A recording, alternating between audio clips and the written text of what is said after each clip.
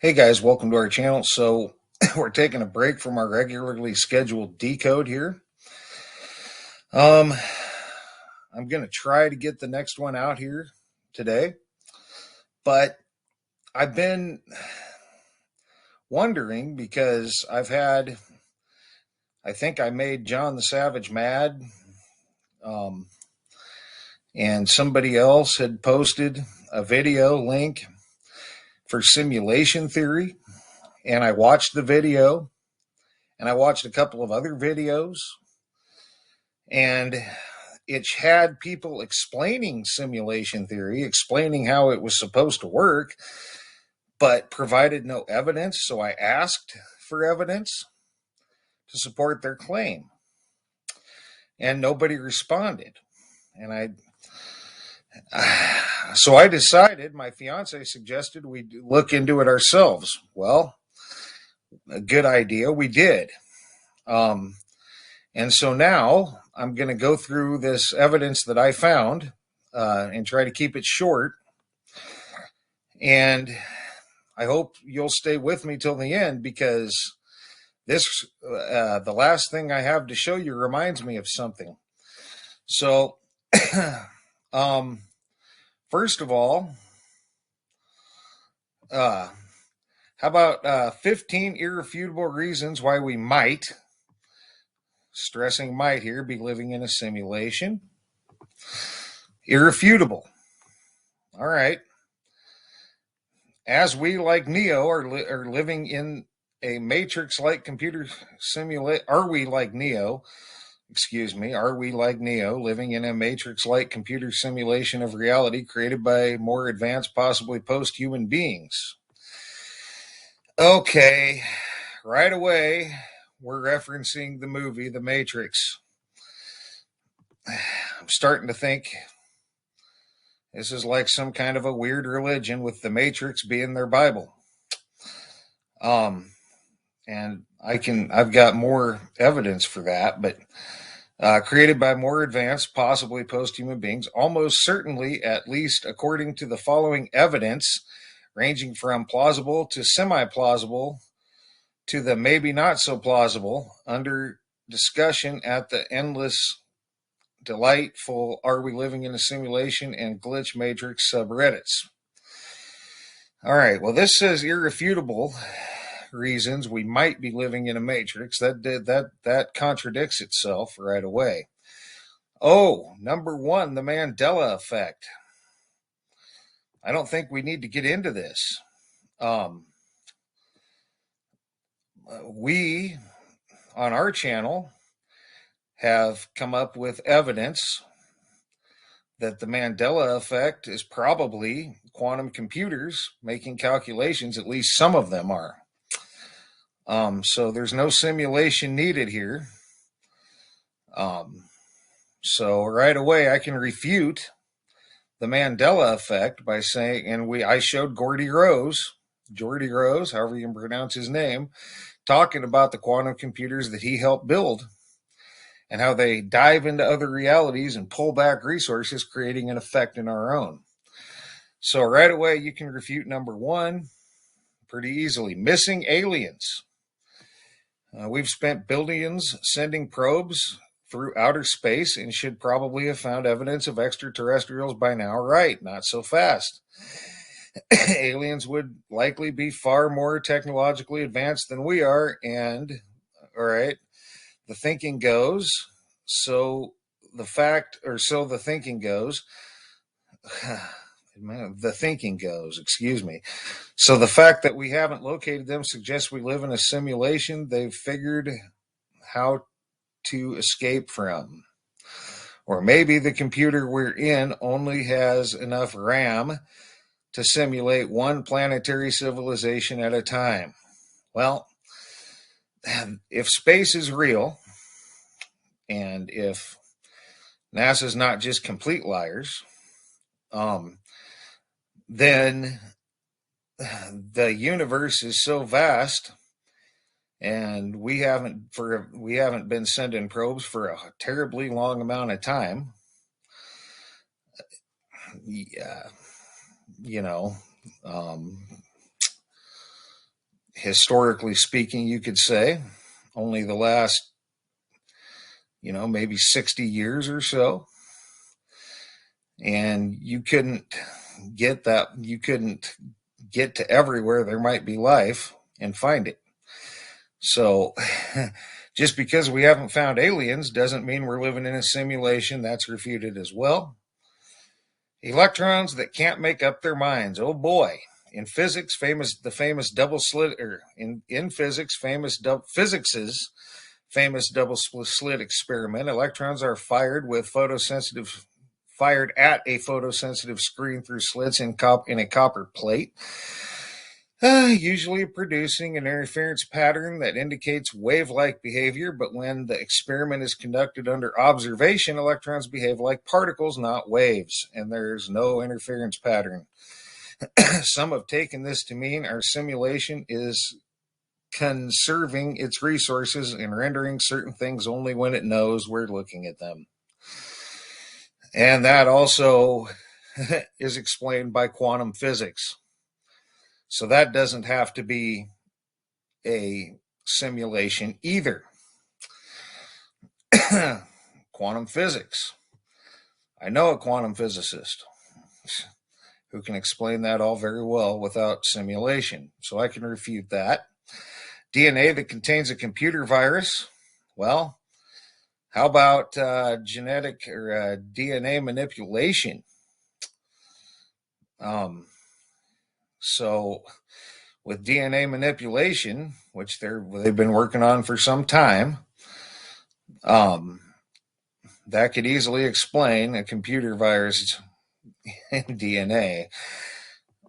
So that can technically be possibly refuted. Climate change. Our civilization just coincidentally set on the cusp of environmental chaos. Well, we all know, a lot of us know that's just a hoax in the first place in order to set forth an agenda. So I don't think there's any real need to read through this. It's an agenda, not proof of a simulation. Video games that look like real life. All right. Well, I don't think that necessarily proves a simulation either. People just invented some video games that look like real life. So why does that have to be a simulation? People couldn't do that otherwise? Of course they could. Weird news. Some have proposed that recent unlikelihoods, including Donald Trump's election, Brexit, the 2017 Oscars envelope mix-up, and the year's 25-point Super Bowl comeback could mean we're in a malfunctioning simulation, or whoever is pushing the buttons is screwing with us. Or the NFL could be rigged, which it totally is, and the news could be contrived, which it is. So that's not evidence of a simulation either. Quirks with computer code. Seemingly non-crazy theoretical physicist James Gates claims he has identified what appears to be actual computer code embedded in the equations of string theory that describe the fundamental particles of our universe. He says he found error-correcting codes. They're what make web browsers work. So why were they in the equation? I was studying about quarks and electrons and supersymmetry. Well, I don't know. But that doesn't necessarily mean that you're living in a simulation. It just means he found something similar to computer code in an equation of string theory. So he found that in an equation or in equations. So that doesn't necessarily prove that we live in a simulation either. Why does our universe have rules in the first place? Well, because it does. That's MIT cosmologist Max Tegmark has pointed out our universe's strict laws of physics as possible evidence that we live in a video game. If I were a character in a computer game, I would also discover eventually that the rules seem completely rigid and mathematical. In this theory, the speed of light, the fastest rate at which a particle can travel, represents the speed limit for transmitting information within the network of our simulation. Yes, because that couldn't be explained completely naturally, but it could. So that's refutable. I mean, think about it. Why couldn't the universe have rules and laws of physics? Of course it would. That's not proof either. 10, it's not actually possible to prove we're not living in a simulation. Well, it's probably not. It's not possible to prove that Thor doesn't exist either, or Zeus, or anybody else, any other mythological being. I'll avoid the one that most people believe in, but it's not possible to prove any of that. So that doesn't mean anything. Just because you can't prove we're not, can they prove we are? They're making the claim. All right. The Goldilocks Zone, that means we're close enough to the star to have heat for liquid water, but not so close everything vaporizes. Well, why couldn't that be explained by natural law, by nature?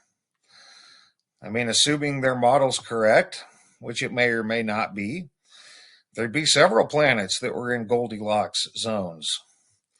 So that doesn't prove anything either. And number 12, it makes more sense than ghosts. Paranormal events are not hauntings or alien encounters, but glitches in the simulation. Well, there's a lot of things they could be. I don't think I need to keep going through that particular sequence, or this particular one. Ghosts, or what people think are ghosts, doesn't necessarily have to be a simulation. It could be a bleed over from another reality in quantum physics or the multiverse. So you got that. There's 12 irrefutable, refuted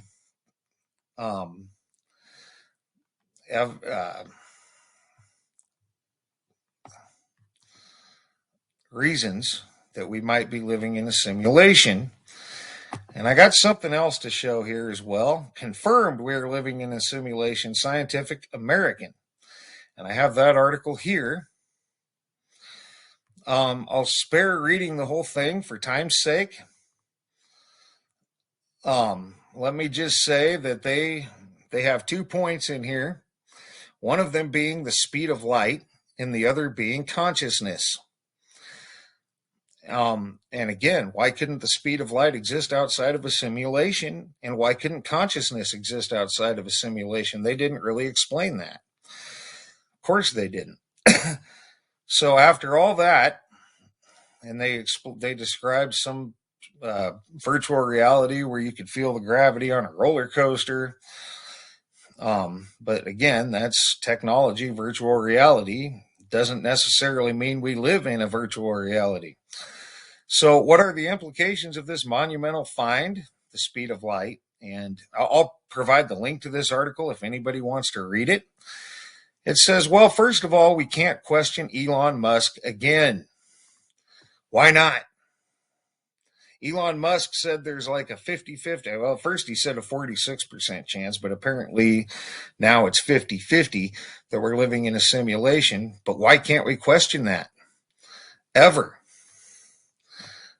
That doesn't make any sense. That doesn't sound like science at all. Science is all about questioning stuff. So that sounds more like a religion. You can't question it. Secondly, we must not forget what the simulation hypothesis really is. It is the ultimate conspiracy theory.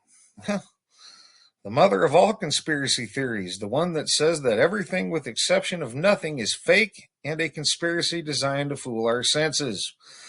All of our worst fears about powerful forces at play controlling our lives unbeknownst to us have now come true, and yet this absolute powerlessness, this perfect deceit, offers us no way out in its reveal.